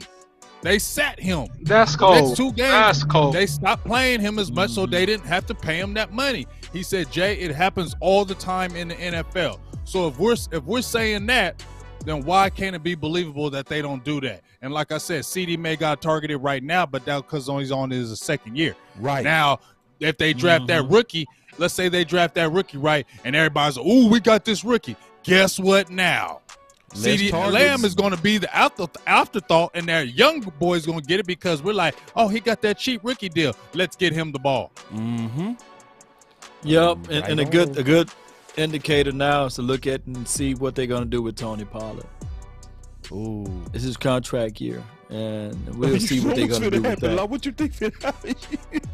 Well, he already made a statement. He already made a statement about Ezekiel Elliott. Ezekiel Elliott ain't going nowhere. He got guaranteed money, and I love him. He's a warrior. Sorry, Tony Pollard, you ain't coming back here. This your last year, TP, with the Dallas Cowboys. They're gonna get somebody else. You're not getting it here. And guess who the team loves? They love some Ezekiel Elliott. They paid him that money. So guess what? He is always going to trump Tony Pollard. And that's why when I said they're asking why didn't TP get the money, Stephen Jones just told you. He's a warrior. I love Ezekiel Elliott. He's always going to be the guy here. And his money is guaranteed. So of course he's going to be back. And so of course he's going to start when people like, he shouldn't start next year. Yeah, he is, because that money dictates he starts. Man, my goodness. All right, do y'all have time for one more, dog? Go ahead. You sure, man? I want to be courteous of you guys. I got a short one. Go ahead. All right, this is go a ahead. short one. Unless, did y'all have anything else on that too? I didn't want to rush. No, sir. This is fire topic. All right, cool. All right, but I think we handled this topic, bro. Before I go here, man. Let me say this first. If we didn't display the power of independence, just being honest, the power of independence is real, y'all. Like, where we can really say what others can't say. It's real. Oh, yeah. You know what I'm saying? And, like, you get us, we come together. We don't talk before the shows. This is all spontaneous thoughts. Nobody copying off nobody homework over here. You know what I'm saying? So, it's one of those things to where, man, y'all got to share the content, like, for real. If you're a part of the movement, be all the way in the movement. You know what I'm saying? Like and subscribe. Do all the stuff you're really supposed to do. But more importantly, share. Share all the guys. Like, share. Because my boy Big be bringing it. My boy Law be bringing it. Facts, truth. Boss be bringing it. Facts, truth. And the OC, facts, truth. That's what we really all try to stand on. That's our creed. This is a mission for 6. Before I get into this last topic, I want to say that real quick. And other guys too. If I didn't mention them, y'all know who they are. But it's a lot of guys out there, to me, that's committed to the cause. All right, here we go. This is what I want to get into. This is a side topic. The Cowboys talking about cutting Anthony Brown for Kevin Joseph as a backup. We can go around the circle on that before I find the words. Let me show that Why again. would you cut? Read that again. Hell yeah. Read that. Now I was all the way. Hell yeah. I was all the way lost on that. All right. So Mike Fisher, and this has been going now, that the Cowboys could cut, then re-sign Anthony Brown as a Kelvin Joseph backup. That's one of them things that kind of snuck out on Twitter real quick. You know what I'm saying? It snuck out today. And it was 6 a.m. in the morning when Fish posted this. So that's likely coming from some talks he getting in the building. All right. Right.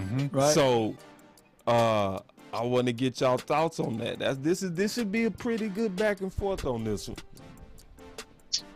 I'll go first, man. I think that Kelvin Joseph, you use a second-round draft pick on him. To me, he clearly has the most upside. He has great athletic ability, great measurables, and I think that you got to give him the opportunity to cut his teeth sooner rather than later. Just like with Trayvon Diggs, he had some struggles and ups and downs, and then he came back and played fantastic. And so I think that similarly, it'll be the same situation with Kelvin Joseph. I think that you bring back Anthony Brown based upon what he did this year, but then you drafted Kelvin Joseph based upon what Anthony Brown did on previous years. You see what I'm saying? So Bring him back, man. Yeah, bring him back cheap. No worries on that. And let the young man cut his teeth. Let Kelvin Joseph get the run so that you can have 2 elite corners. That's what I say. It's idiotic, man, to even whoever the source is, man, tell them to lean forward.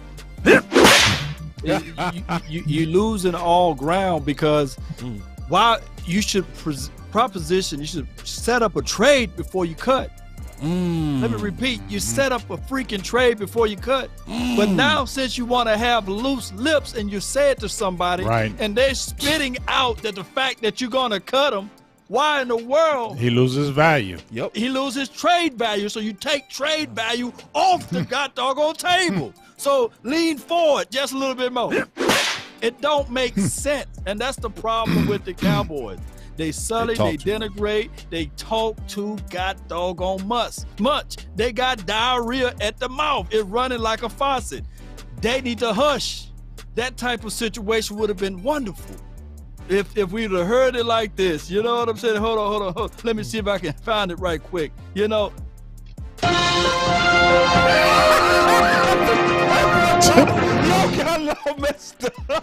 We got breaking news. The Cowboys been traded Anthony Brown to the such and such team, and now they're going to receive a 3rd round and a possible 6th round conditional trade value off of that by having one of the guys with the top PFF grades in the National Football League. Anthony Get Burned Brown is now traded. We have more news. At 6, you know, that would have been crazy. That would have been better. But no. Now they're going to talk about cutting the man. That's and what is Anthony Brown dumb and say you cut me and I come back to y'all at cheaper rate? That's stupid. I wouldn't do that if I'm Anthony Brown. You feel me? I'm just bouncing off you with Law. Y'all remember a Run DMC song that was back in the day? It said, "You talk too much and you never shut up." You know that song? Yeah, you talk too much. And you never shut up. Yeah, man, that's we need to start playing that song for the Dallas Cowboys all the time. Just like you just said, Law. Why in the hell why are you saying that? Shut up. Just go ahead and do it. It doesn't matter. Joseph, you pick Joseph in the 2nd round, like OC said. Right, he's supposed to be starting. He's supposed to be starting. That's why you draft him in the 2nd round. So why is this so? Oh, let's cut him, make him come back signage for cheaper, and then be his backup. If I'm a player and I just heard that in the news, hell to the no. That's just dumb. I'm not doing that as no daggone player. And then, like you said, the Dallas Cowboys, shut up. Why y'all always want to let everybody know y'all moves, just like when y'all talk about in the draft? Y'all would always talk about, oh, y'all, we're a BPA. Stephen Jones talking about, no, y'all ain't no BPA. Y'all talking the news every damn year about we need a receiver. We need a wrist. We need that. And then y'all target them, and then that's what y'all draft. So stop lying and talking about, man, just shut up. I'm just mad now. And let me say this. Let me say this because I'm reading the comments. There's no shade at Fish. Fish, of course. He's doing his job. He's doing his job. Yeah. It's the shade at the person that's talking to the front Fish. office. Fish be don't get quiet. paid by the Dallas Cowboys. Yeah, ain't nobody tripping on Fish. Do that, Fish. Get the story. Get the story, you know. That helps us we like because it just validates what we like your story because it validates what we saying. Right, facts. Right. So facts shout out to only. Fish for getting the story. But it's shame. Let me hit the shame on the doggone person with the loose lips, the diarrhea at the mouth. Diarrhea, my boy. Shame. I said, God dog. Shame. You turn on the water faucet. You turn on the water faucet, just coming out. All right, man. All right, so final words. Whew. Oh, I didn't even speak on it. Well, let me say this real quick about it. I was so into what y'all was saying, I forgot that I didn't speak on it. Well, I'll say this. I'm pro competition. And Anthony Brown contract is a cheap contract. This is a hard one, if that thought is true, because I agree with what the OC said, is you want to rip the Band-Aid off and you want to go ahead and get the 2nd rounder going. You want him to get his developmental reps, just like Diggs got his developmental reps, which became that epic year 2. Because Big Game James predicted. He predicted. I got to give my boy his props. His breakout player year 2, which I didn't agree with. I thought it was going to take to year 3 for Diggs to hit the level he did. I said he was going to have more than 7 interceptions, but Big called that. My boy Big said straight up, he said, that I feel like Trayvon Diggs, after he came out of training camp, is gonna have the breakout year. But you wouldn't have that breakout year 2 unless it was a OC type of, commitment to his year 1, right? Where they committed to putting him on the field. And when they committed to putting him on the field, that caused him to get the developmental reps that caused the year 2 Diggs, similar to Steele. So this is one I would digest. I'm not quite ready to be definitive on this. I'm gonna go ahead for the first time and say I'm in the middle. Sad. I know everybody like you in the middle. Yeah, I'm in the middle, dog. This is a hard one. This is because Anthony Brown, you can't deny how he played, bro. You can't deny it. You can't deny the cheapness of the contract, and you can't deny the play that you got out of the cheapness of that contract. But you also got the dilemma of development. This is a tough one, bro. You know what I mean? But coming in as a backup, stop. And then if that's true, here we go again with those predetermined outcomes. Yeah. Where they already, like Mike McCarthy said, they think big picture. I'm just trying to win. They're thinking big picture. They already know how they go work it out 2 years in advance. They go, it's the typical stuff. So get into the final words. Kick it off. I was gonna tell y'all, man, before we go into the final word. Yeah. Boss and Big Game James and the OC. Who's your favorite right now in the draft? It don't have to be your ultimate pet cat, but can you help a brother out? Who's your favorite right now? Ooh, that's hard. I don't got a favorite. Yeah, that's I'm tough. Gonna keep it real. It's too many good players in this draft. You gonna wait till after this weekend? It's gonna be long after that because there ain't even no definitive number 1 right now. For real, there ain't no definitive number 1 on top of this draft. They can say what they want. So I just think this is a draft where there's not a lot of dominating, but there's a lot of good value. Yeah. So I can't Which groups? Linebackers. I like linebackers. Safeties? I like the linebackers. Okay. I like the linebackers. I like the edge guys. I really like the linebackers, and I think Cowboys could. They can do some work and get some good linebackers in this draft. That can really flow off Michael Parsons, and with Jabril Cox coming back, they could really solidify it in this draft, I think. And the next time we're gonna talk about that. The next time the combine will be over with and the pro days will be starting. We'll finally, as a final word, start getting heavy into draft content, and we'll start it with linebacker. How about that? Because we almost did that about 2 weeks ago, but Big James didn't come, so we squashed the linebacker talk. He had a long list to talk about, and the OC did about 8 videos on linebacker, and then I didn't do no videos yet on it, but I'm ready to talk about it. I would say I like the linebacker class. I love the tight end class. You know what I mean? Yeah, I love it. Like, I feel like I'm really pro empty in the room. I'm pro, like Jarwin and Schultz. They likely not gonna do that. I think they got some love for Schultz, and I think this is a tight end friendly offense, and we are biased towards tight end. I don't care what nobody say. The witness tight ends. Yep. It's the witness tight ends. We bias to the witness tight ends. We don't get the dogs. No, we don't get the dog, but we definitely want them witness tight ends. That's true. I like that sign. It's true. Like, and see, this is also why I knew we was just tripping on that committee stuff when I started looking at the history. When I was looking at 2018, remember, Whitten was getting 99% of the snaps. He was not leaving the field. But this is sad. Guess who got 98% of snaps? Schwinn. That tells you see what I'm saying? Amari was 60 to 70%. He was one of the lowest, even when he was running it up. So that tells you that we are a tight independent system, and we likely not gonna enter that room, but we should. We go throw money at Schultz to be a dump off.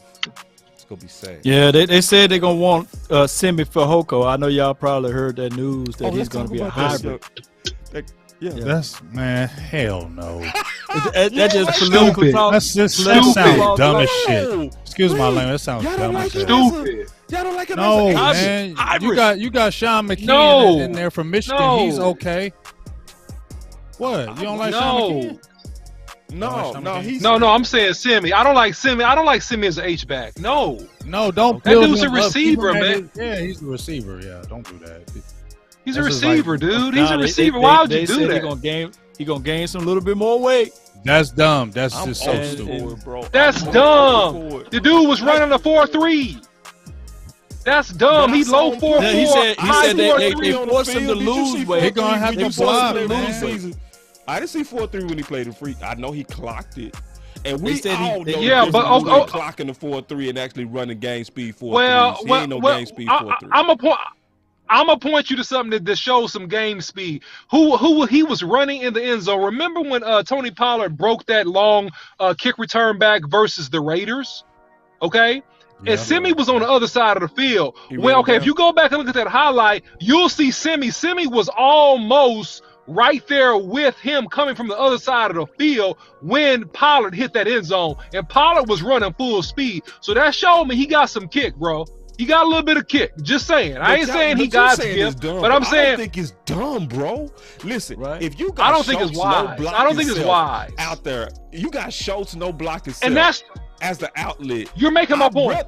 You're making my point. A more athletic Simi can block. No, that's my Simi is not. Simi ain't no blocker. You're gonna have him getting beat. Just like Schultz. He's gonna be getting He's gonna get his hand beat in. He was a receiver. Now he got to play tight end. He's about to get beat up, bro. Yeah. He gonna get his hand beat in. He gonna get his hand beat in. Yeah. But he's been playing tight I threw a grenade over there, baby. I ain't feeling with that. I ain't feeling that. Because it's like he been playing receiver. Dallas always want to try to convert people and make them son. Always want to do duels. How about let one person be good at what he is? He is receiver. Let him be receiver. You come over to Dallas. Oh, can you play 3 positions? Oh, we love you. Oh man, I would love to have this fight. Let's say this fight for the next one. We gonna pick this fight back up for real. All right. But I do like Simi. I do like Simi in the slot, though. I do like him in the slot, operating out of the slot. But when he's saying hybrid, that means they're gonna attach him to the end line, and if they do that, if I'm a DB, I'm yelling pass because I know the brother can't block. Right. That great. Right. He was like 225. Now you got to put on that weight. No, man. Let get that Sean McKeon kid a chance from Michigan. If you're talking about beating cheap Stephen Jones, what you need to do is, when I seen Sean McKeon, I don't see where the difference is between him and Dalton with the athletic ability and things of that nature. And Sean McKeon, his first couple of years at Michigan, was strictly a blocking tight end. He was not a receiving tight end when he was at Michigan. He was a blocking tight end. So if you already had a guy let me ask you this, though. Big game, James. What was Jermichael Finley? Because I think that he played with.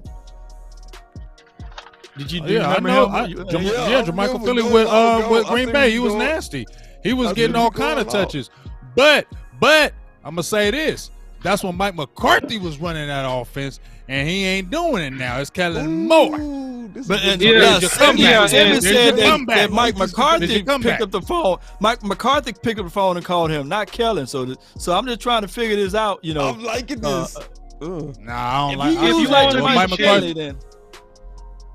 If you want to be cheap, what's wrong? And I said this halfway through the season.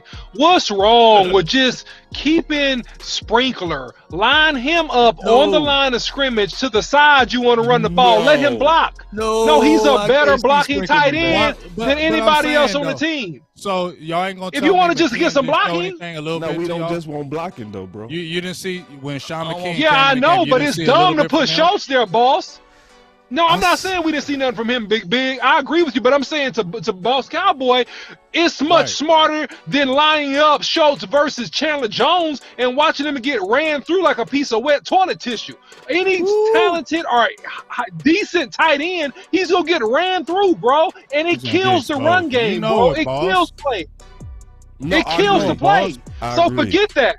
Forget that. It kills the play. Let me be official. I'm official for drafting one of these tight ends that's a blocker / passing guy, because there's a lot of them in this one. And I'm officially on record for clearing out the room and going after one of these Marshall's free agents. You know what I mean? And it's a lot of, this is the deepest Marshall's free agents in one group that I've ever seen. It's about 4 former first round tight ends that can block this free agent and cheat. So but they won't spend, like, You a big fool. You a big fool. And my thing is, and I don't know if Schultz is, since you know how they have their little favorites in the organizations, right? You feel what I'm saying? And that would play to me plays in the part of him getting signed. If he's a favorite in the organization and he has that witness, he already has that witness on him, dog. That's why I feel like they may lean towards doing something with him. But first of all, you not be dumb as hell and put no franchise tag on him, because I already heard that they were talking about conversations. You better not do nothing stupid like that and put a franchise tag on Dalton Schultz. I would, bro. Okay, Dalton Schultz got good because they threw it to him to a lot. Do we remember in 2019 we were calling him a bust when he had all of 2 catches, 2 attempts, 2 thrown to him? He had 1 catch in 2019. One.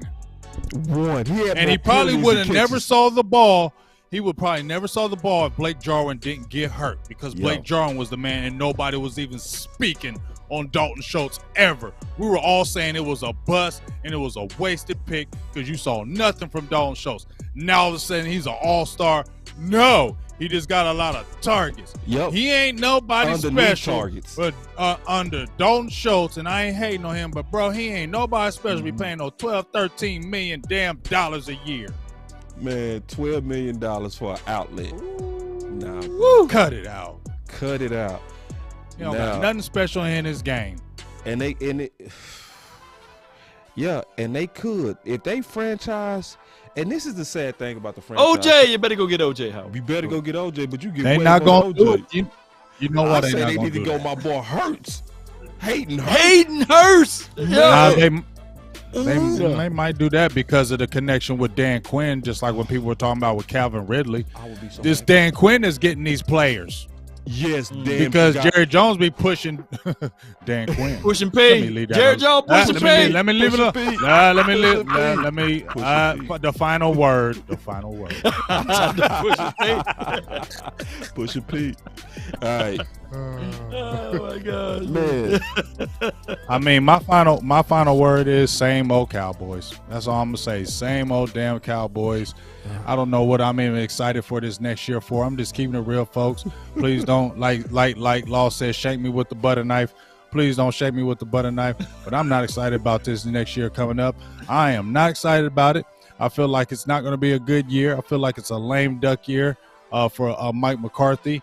Especially with all this stuff that just came out with the Sean Payton thing. I don't know how in the hell this is going to be a good season for the Dallas Cowboys. But hey, guess what? They're still in the news and people are still talking about them. I guess that's what they want. But I mean, I just don't feel good about this year, folks. I just don't. I'm going to go ahead and go next, man. Look, my final word is this, man. The Cowboys historically draft well.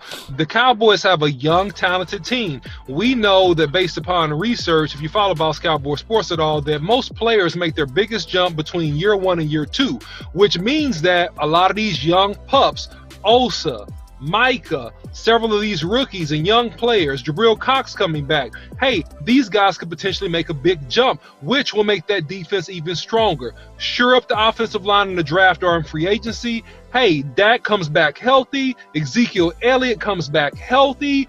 Irregardless of meddling or the coaching staff, you got enough talent to make some noise. So, have a good draft, have a great offseason, try to put it together, and come back and put some W's on the field, regardless of the meddling circumstances that we might deal with. Yeah. Whew. And my final word is I'm a mix of Big Game James, where I would be lying if I said I had all optimism in these Dallas Cowboys on offense. But I'm talking about the offense. I like the defense. I feel good about the defense. I feel good about the staff. I feel good about Quinn. I feel good about, hopefully if we bring Kurtz back, I'm going to feel even better. I feel good about Micah and Osa going into year 2. I'm excited about that.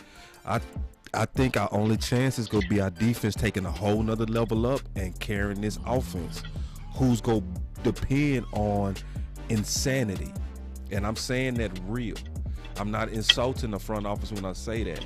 The definition of insanity is doing the same thing but expecting different results. I'm using the literal definition. They have positioned this offseason to say that they getting ready to do the same thing. Committee. So even if they upgrade the committee, I'm gonna say it like this. I wouldn't trust Randy Moss in this system. Randy Moss will totally get under agree. target in this system. Yeah. So I can't lie and act like I got all this pom-pom faith in us. I don't care if we go 15-1. I'm more so concerned about what do we do in them big games, and do you target your best players? If I don't see that, I ain't got no faith in it. It is the same on offense.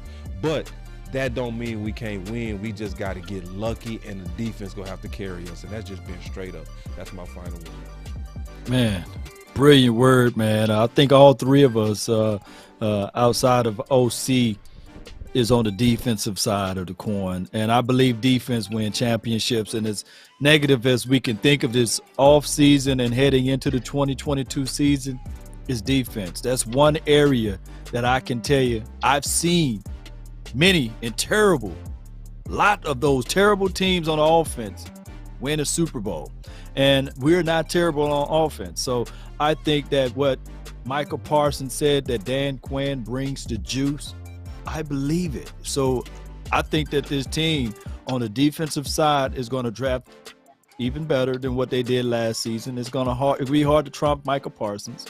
But when I say this, I think that they're going to finally put some pieces that can complement Parsons and Diggs, and his defense is going to shut things down, and the offense is still going to be its offensive self. It's going to get those good generations of number one in total yards and points. I think that we will still have that firepower, and whatever they do with Amari Cooper, if they save the $16 million by cutting him and picking up one or two pieces to help out, I'm all down for it. At the end of the day, I'm still bleeding silver and blue. Although I hate the philosophy of sullying and denigrating the player throughout the media and things like the Cowboys been doing for the last 10 to 15 years with this strategy. But I'm still bleed silver and blue, and I still think that this team can do wonders. And I can't wait for this offseason to be finished. But we're going to have our eyes and focus in on the Combine this weekend. So let's go. Let's be positive, Cowboy Nation. Let's go. That's my time. Let's get it.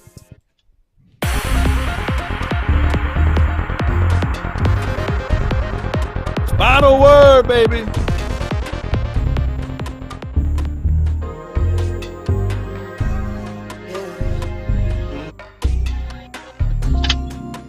Yep. That was the final word, man. Man, I'm telling you, man. I swear, man. We took a week off. It felt like a month. I'm dead serious.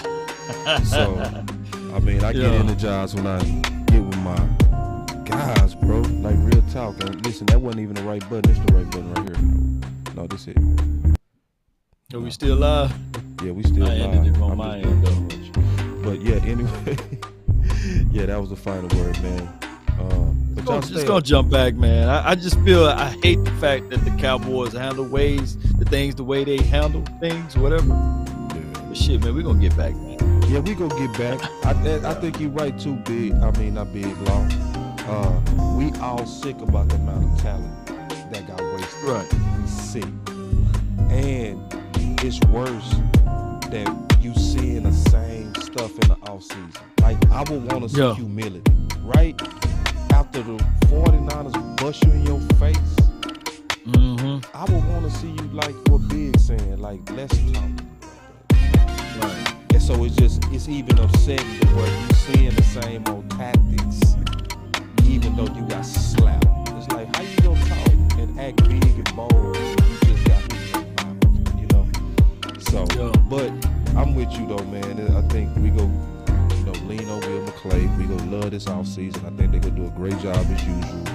And then we go slowly start digesting that Kool-Aid. I'm just gonna have the next episode I'm just gonna bring me a Kool-Aid picture and I'm like, man, I'm pouring the water now. I'm putting the package in there. That's what I'm gonna do. Yeah. Putting the package in there. Oh, I forgot how to make Kool-Aid. Do you put the sugar in there first? No, you put the package in there first, right? I put the package in there first, man. First, I package first. Yep. Right. So it'll be a slow process. Yes. I'm gonna have the jug and I'm gonna put the package in there. Yep. Watch. I'll make it a scene. Watch. Yeah, man. So I just cut the